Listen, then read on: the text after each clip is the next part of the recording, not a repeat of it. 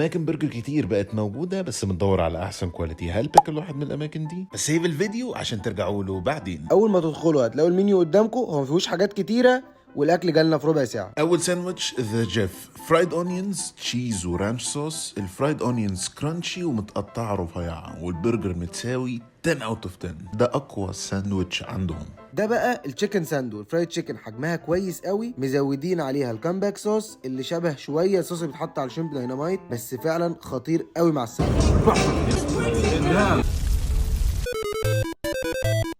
جربوا برضو الاوريجينال برجر والتشيكن سيزر ساندو، يعتبروا كلاسيك ساندوتشز عندهم. جنبهم بقى فرايز وتندرز، وما تنسوش تختاروا الهيت ليفل بتاعتها. بيكل فاتح قدام يو فانيو في التجمع جنب ذا درايف، جربوه وقولوا لنا ايه رايكم. اماكن برجر كتير بقت موجوده، بس بندور على احسن كواليتي. هل بيكل واحد من الاماكن دي؟ بس سيف الفيديو عشان ترجعوا له بعدين. اول ما تدخلوا هتلاقوا المنيو قدامكم، هو ما فيهوش